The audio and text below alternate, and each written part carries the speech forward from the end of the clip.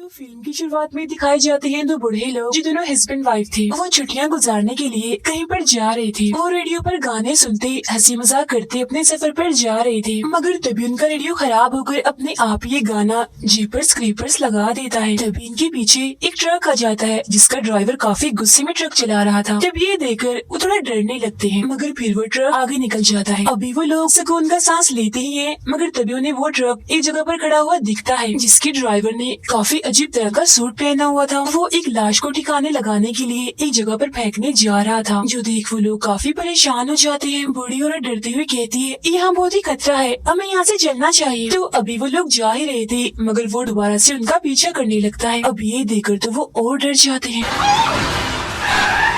तब बचने के लिए वो इस रोड से उतरकर किसी दूसरी रोड पर चले जाते हैं, जिसके बाद वो ट्रक सीधा चला जाता है। अब वो लोग एक जगह गाड़ी रोककर बाहर आ जाते हैं। बूढ़ी औरत बार बार अपने हस्बैंड को कहती है, आप क्यों रुके हैं इधर, वो आदमी हमें भी ढूंढकर मार देगा। जिस पर वो बूढ़ा आदमी कहता है, हमें डरना नहीं, हिम्मत करनी चाहिए और इस बारे में पुलिस को बता देना चाहिए। जिसके लिए वो बूढ़ी औरत मान जाती है। फिर ये लोग उस जगह जाते हैं जहाँ ड्राइवर ने उस लाश को फेंका था। अब वो एक काफी गहरी जगह में बड़ी डरावनी चीज देखते हैं, जिससे उनकी हालत ही खराब हो जाती है। मगर इसके बाद उनके साथ क्या होता है ये हमें दिखाया नहीं जाता। पुरानी बात हम हस्बैंड वाइफ को देखते हैं जिनकी कुछ वक्त पहले शादी हुई थी। इनमें लड़की का नाम लेन था और वो एक हॉरर फेस्टिवल यानी किसी डरावने त्योहार में जा रहे थे। लेन का हस्बैंड मोबाइल पर उसी बूढ़े कपल की वीडियो देख रहा था, जिसमें बताया जाता है कि उन्होंने अपने रास्ते में बहुत सारी लाशों को देखा, मगर उस दिन के बाद उन दोनों को भी किसी ने नहीं देखा। वो लोग कहाँ गए कोई भी इस बारे में नहीं जानता। लेन का हस्बैंड डरावनी चीजों का बहुत बड़ा फैन था। वो लेन को बताता है कि क्रीपर की कहानी बिल्कुल सच्ची है। क्रीपर हर 23 साल बाद आता है और लोगों को 23 दिन तक मारता रहता है, और ये 23 दिन लोगों के लिए किसी अजाब से कम नहीं होते,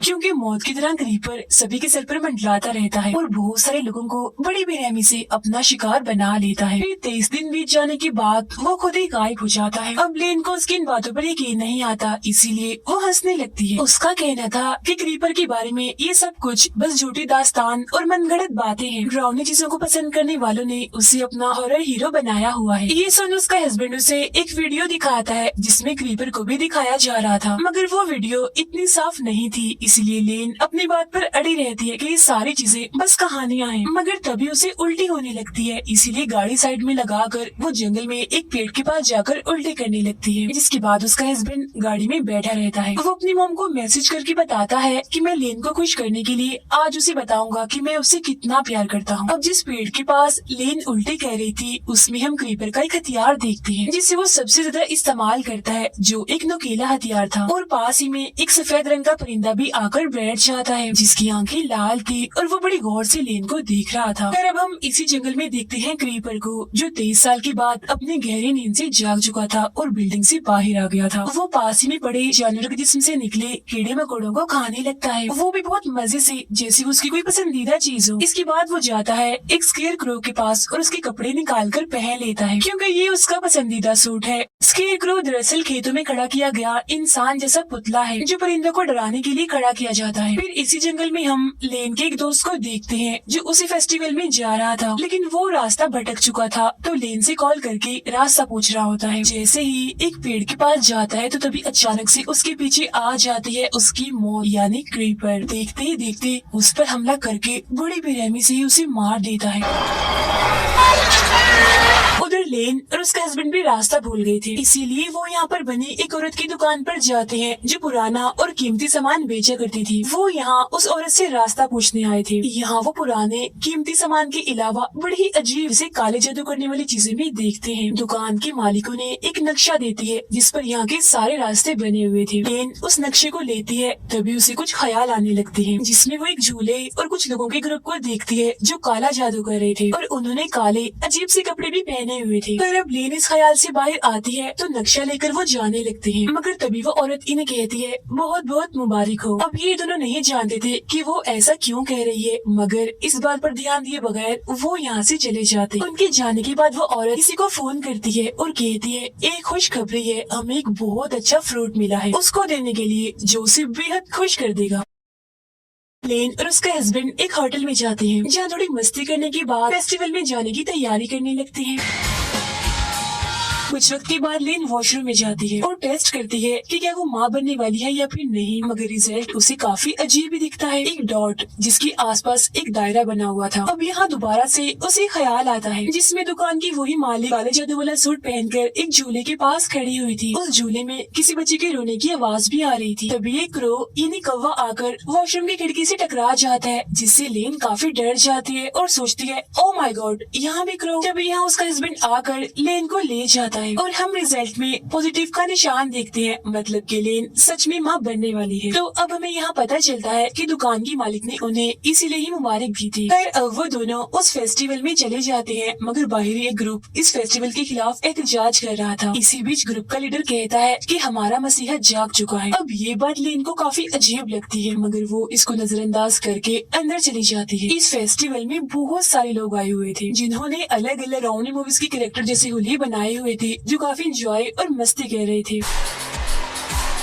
तभी इनके बीच एक लड़का आता है जो सबको ये दिखाने की कोशिश करता है कि मुझे तीर से किसी ने मारा है, मगर असल में वो सबके साथ मजाक कर रहा था। लेकिन जैसे ही वो जंगल में जाता है तो उसका मजाक सच बन जाता है, क्योंकि तभी वहाँ पर आ जाता है क्रीपर और उस पर हमला करके उसे पेड़ की टहनी में घुसाकर मार देता है। क्योंकि क्रीपर अपने सारे हथियार अपने साथ लेकर शिकार पर निकला हुआ था और वो बहुत ही भयानक दिख रहा था। लेन और उसका हस्बैंड फेस्टिवल में मजे करते हुए इधर उधर घूम रहे थे, मगर तभी वो एक गेम खेलने जाते हैं जिसमें नुकीले हथियारों से निशाना लगाना होता है। पहले लेन का हस्बैंड इस गेम को खेलता है, मगर वो निशाना ठीक से नहीं लगा पाता। अब जब लेन की बारी आती है तो वो क्रीपर का हथियार चुनती है, जिससे उसके सारे निशाने बिल्कुल सही जाके लगते हैं।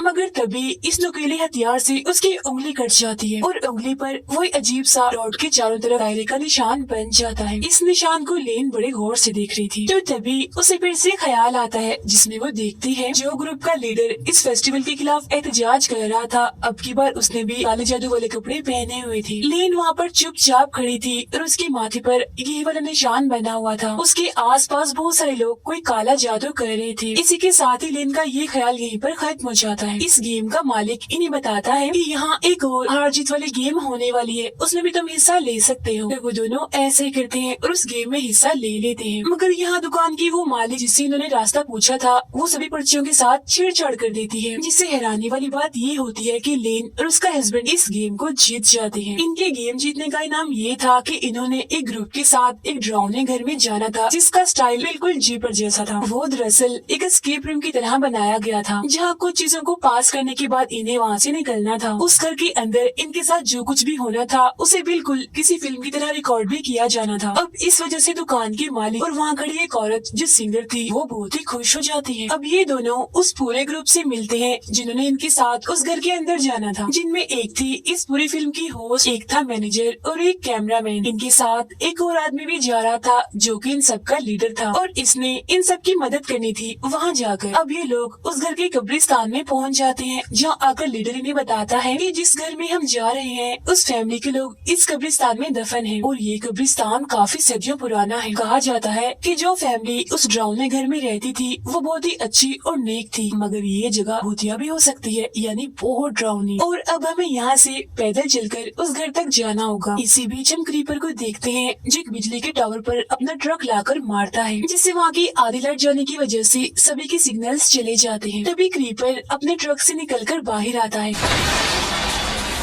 और वहाँ लगी एक कैमरा में रिकॉर्ड हो जाता है, जिसे वो कैमरामैन भी अपने कैमरा में साफ साफ देख पा रहा था, मगर उसका कैमरा भी खराब हो जाता है और अब वो अकेला ही आगे बढ़ता है। उसे वहाँ सिंगर औरत दिखती है जिसने वही अजीब से काले जादू वाले कपड़े पहने हुए थे। कैमरा को ठीक करने में वो उसकी मदद लेने के लिए जाता है, मगर तभी यहाँ क्रीपर आ जाता है और उस पर हमला करके उसके चेहरे को पकड़ लेता है, जिसके बाद बड़ी बेरहमी से वो उसे मार देता है। उधर लेन का हस्बैंड होस्ट के साथ काफी हंसी मजाक कर रहा था, जिससे लेन को काफी बुरा लग रहा था। पास होकर अकेले ही कब्रिस्तान के रास्ते आगे बढ़ती है, मगर तभी उसके पीछे पीछे उसका हस्बैंड भी आ जाता है उसे मनाने के लिए। वो उसे यहाँ बताने ही वाला था कि मैं तुमसे बहुत प्यार करता हूँ, मगर एकदम से क्रीपर यहाँ आता है और लेन को पकड़कर अपने साथ उड़ाकर कहीं ले जाता है। उधर वो तीन लोग कैमरामैन को ढूंढ रहे होते हैं, जहाँ उन लोगों को वो तो नहीं मिलता, मगर उसका कैमरा मिल जाता है खून से भरा हुआ। दूसरी साइड से लेन का हस्बैंड डर कर भागता हुआ यहाँ पर आता है और बताने लगता है कि कोई अजीब सी चीज जो कोई अलग ही तरह की लग रही थी वो लेन को उड़ाकर अपने साथ ले गई है।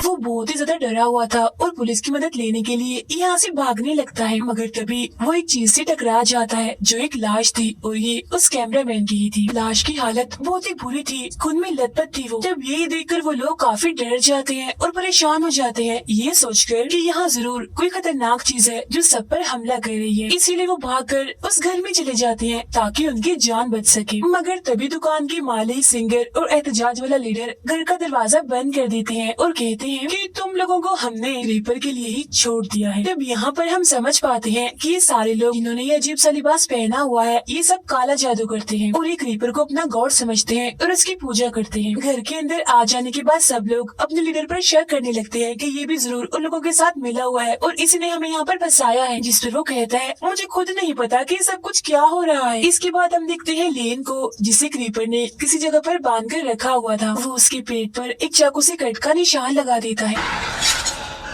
उधर वो लोग डरते हुए इधर उधर जा रहे थे। जिसके बाद वो उस कमरे में जाते हैं जहाँ लेन की उस दोस्त की लाश लटकी हुई थी जो जंगल में अपना रास्ता भटक गया था। इसके फौरन बाद यहाँ पर आ जाता है क्रीपर, जिसे देखकर तो उनकी हालत ही खराब हो जाती है। अब हॉरर चीजों को पसंद करने वाले जो क्रीपर को अपना हीरो समझते थे, आज उनकी बात सच हो गई। मतलब कि सच में क्रीपर पाया जाता है। उसके बारे में जो बातें हैं वो मनगढ़ंत नहीं है। यहाँ हम उसका हुलिया साफ साफ देख पाते हैं जो बेहद भयानक था और उसका चेहरा बहुत ज्यादा डरावना था। लीडर जिसके हाथ में गन थी वो क्रीपर पर गोली चलाता है जो क्रीपर के हाथ पर लगती है, जिस वजह से वो रुक जाता है। तो मौका देकर वो लोग यहाँ से भागने लगते हैं। अब क्रीपर लेन की दोस्त की लाश पर से उसका हाथ उखेड़कर अपने हाथ पर लगा लेता है, जिससे वो बिल्कुल ठीक हो जाता है। तो अब हम यहाँ ये समझ पाते हैं कि क्रीपर सभी की लाशों को इस्तेमाल करता है और उनके जिस्म के हिस्सों से ही जुड़कर वो बनता है और अगर जख्मी हो तो उनके जिस्म का कोई भी हिस्सा इस्तेमाल करके बिल्कुल ठीक हो जाता है। लेन खुद को किसी तरह छुड़वा लेती है और वहाँ से भागकर इन लोगों के पास आ जाती है। वो लोग एक कमरे में जाते हैं जहाँ पर फोन था। मैनेजर का पैर वहाँ बिछाए एक जाल पर लग जाता है, जिससे उसका पैर जख्मी हो जाता है।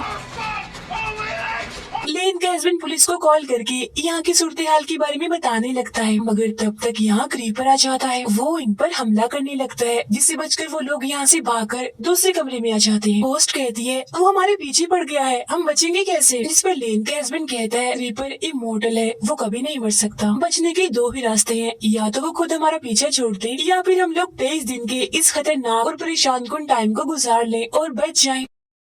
तभी क्रीपर यहाँ भी आ जाता है। वो लोग उसे भगाने की कोशिश करते हैं, मगर वो होस्ट पर हमला कर देता है। वो उस पर अपने हथियार से हमला करके उसका सर ही काट देता है, जिससे उसका बहुत सा खून बह जाता है और बड़ी बेरहमी से उसकी मौत हो जाती है। फिर वो उसे उठाकर अपने साथ ले जाता है और उसका दिमाग निकाल कर खाने लगता है। उधर वो लोग एक ऐसे कमरे में जाते हैं जहाँ बहुत सा काले जादू का सामान पड़ा हुआ था। ये वही जगह थी जहाँ क्रीपर को गॉड समझने वाले लोग उसकी पूजा करते थे। तभी लेन को एक ख्याल आता है, जिसमें वो देखती है कि काला जादू करने वाले लोग उसके आसपास हैं, जिसके जिस्म पर खून डालकर उसका पेट काटकर इस वक्त भी जादू ही कर रहे हैं। फिर तभी क्रीपर उसके पास आता है, जिससे वो समझ जाती है कि क्रीपर मुझसे क्या चाहता है, यानी मेरा बच्चा। फिर वो ये बात अपने हस्बैंड को भी बता देती है कि हमारा बच्चा होने वाला है और वो बच्चा क्रीपर लेना चाहता है ताकि वो उसे कुर्बान करके उसकी जिंदगी खुद ले ले। अब इसी कमरे के बिल्कुल नीचे उन्हें एक खुफिया कमरा मिलता है, जिसके अंदर बहुत सारी लाशें थी। तब वो लोग यहाँ सारी बात समझ जाते हैं कि इस जगह पर लोगों का एक ग्रुप है जो क्रीपर की पूजा करते हैं और उसके लिए बहुत सारे लोगों को फंसा कर वो यहाँ लाते हैं, जिसके बाद क्रीपर उन्हें खाकर ताकतवर और खतरनाक रहता है। और ये चीज काफी सदियों से चलती आ रही थी। तभी लेन बताती है कि क्रीपर को मारा जा सकता है क्योंकि उसका जिस्म कमजोर और मुर्दा बढ़ता जा रहा है। तब यहाँ हमें ये भी समझ आती है कि क्रीपर को लेन का बच्चा चाहिए खुद को ठीक करने के लिए, क्योंकि वो उस बच्चे को अपने लिए कुर्बान करके उसकी जिंदगी खुद लेना चाहता है, जिसके बाद वो बिल्कुल ऐसा हो जाएगा जिसे वो अभी अभी पैदा हुआ है, इन्हें पहले की तरह खतरनाक और ताकतवर। इसी वजह से ही इस फिल्म का नाम जीपर्स क्रीपर्स रिबॉर्न पड़ा है। अब वो लोग उस कमरे से बाहर आते हैं ताकि यहाँ से निकलने का रास्ता ढूंढ सके, लेकिन तभी यहाँ पर क्रीपर आ जाता है। वो मैनेजर के पेट में अपना चाकू जैसा हथियार मारता है, जिससे उसकी बड़ी बेरहमी से ही मौत हो जाती है। इनका लीडर क्रीपर पर एक चाकू से हमला करता है है और वहाँ से भागने लगता है तो वो भी लीडर का पीछा करता है। तभी बाहर क्रीपर लेन को देखता है जो काला जादू करने वाला चाकू अपने हाथ में लेकर खड़ी हुई थी। फिर वो उसके पास जाने लगता है क्योंकि लेन ने खुद को उसके हवाले कर दिया था। उधर लीडर और लेन का हस्बैंड घर की छत पर चढ़ जाते हैं। क्रीपर लेन के पास आता है और उसका गला पकड़कर उसे ऊपर उठा देता है। अब हम जानते हैं कि लेन को हथियार चलाने काफी अच्छे से आते थे और उसके पास कुछ नुकीले हथियार मौजूद भी थे जिन्हें पहले वो क्रीपर के कान में घुसा देती है और बाद में उसकी आंखों में मारकर उसकी आंखें फोड़ देती है।